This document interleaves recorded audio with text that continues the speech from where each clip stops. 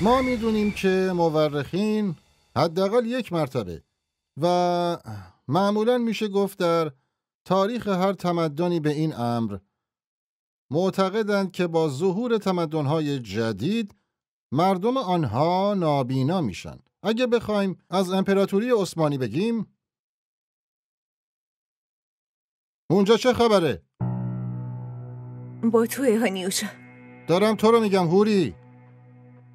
داری چی کار میکنی؟ هیچی استاد. پاشو وایسا. پاشو بیا اینجا لطفاً. اون کیفتم همراه خودت بیار. بیا.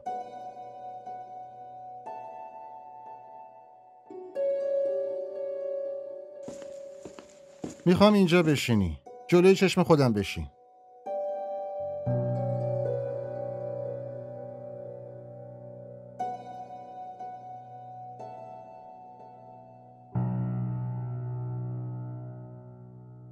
بگیر بشین.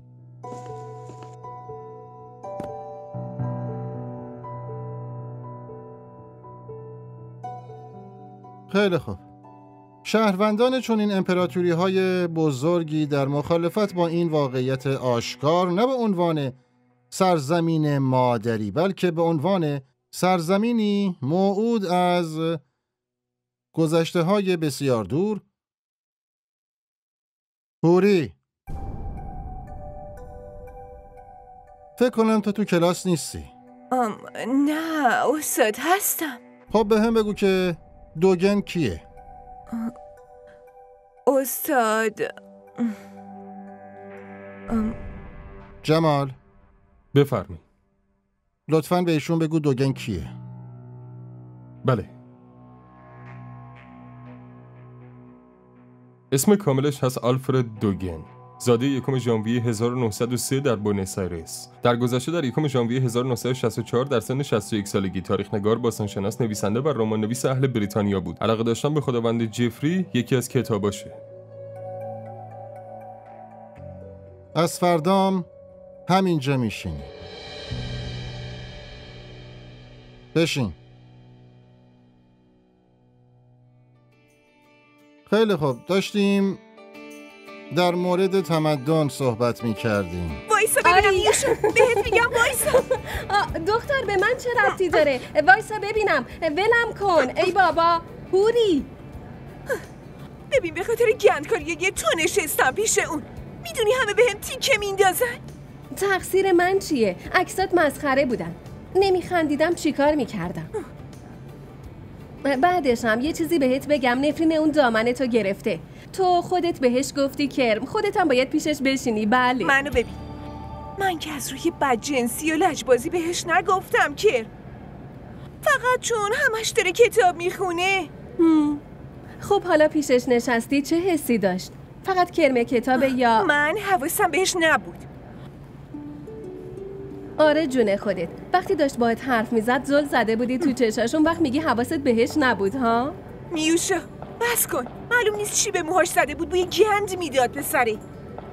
به نظرم از یه روستای دور افتاده خر و الاغاشو فروخته اومده داده شهریه دانشگاه. خیلی خوب، بسه. اینقدر تو زندگی این اون نباش. یه لیوان برام کن. ببین اگه گروه مفتشا حتما اونجا باشن، اگه چیزی بگن منم دیگه دهنمو وا میکنم.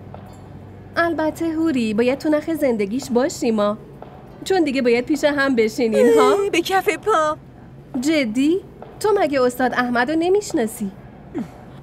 من تو کلاسش نمیام دیگه. خب بگو ببینم گوشیم پیش توه؟ نه. تو کیفتو نگاه کن.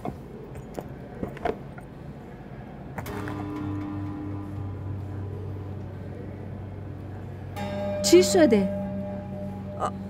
هی نیوشا بودو. هی رابعه کیفمو بگیر، الان میام.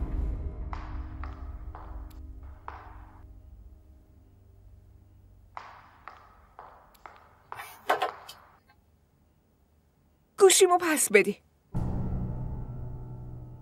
گفتم گوشیمو پس بده. با تو اما گوشیتو کی بهم دادی؟ من بهت ندادم. خودت گوشیمو ورداشتی. برای چی باید گوشی تو بردارم؟ از همون موقع که پیش تو نشسته گوشیشو گم کرده. من خبر ندارم. کیفتو بده ببینم.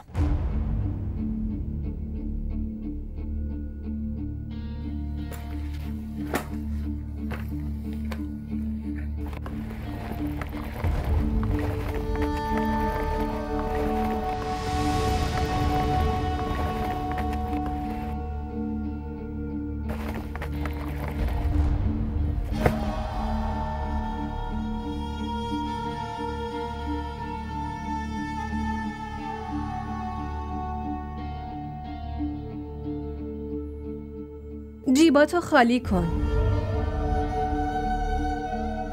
زود باش دیگه، خالی کن.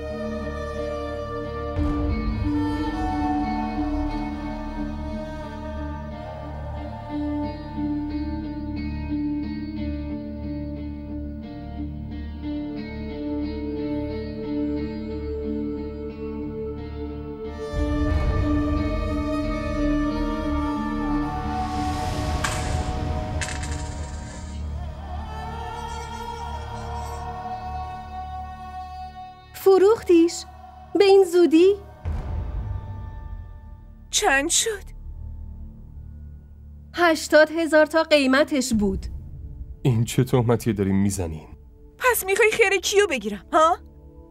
اون موقع که اومدم پیشت نشستم گوشیمو درست گذاشتم جلوی چشم تو هم اول از همه پا شدی از کلاس اومدی بیرون، فقط همینقدر یادمه. ببین خودت راستشو بگو، چون بابای من پلیسه. به جون مادرم من خبر ندارم. برای 80,000 تا حتی اگه مادرتم بمیره واسه تو که بد نمیشه. لطفاً. مادرها قیمت ندارن. چه مادر شماها باشه؟ چه من.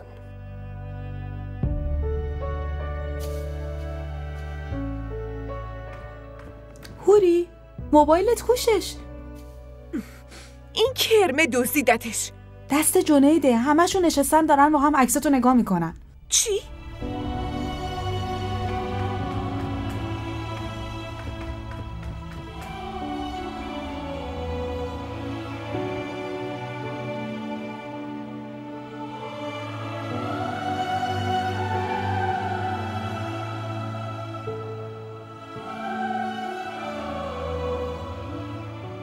بابا من فکر میکردم این باید چند تایی تو آب نمک داشته باشه. یعنی با هیچ کسی چت نمیکنه؟ دختره انگار خیلی سنتیه، برای همین با کسی نمیپره. باید یه کسی باشه بالاخره. هرچی هم سنتی باشه حتما یه نفر هست، ولی به جز باباش حتی اسم کسی دیگه ای رو نمیاره. فقط عکس اون و چتای اون هست.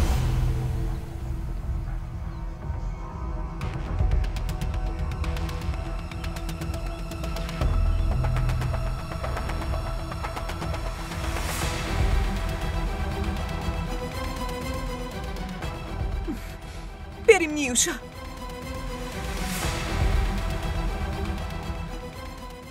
گفتم که رئیس، دختره انگار خیلی سنتیه.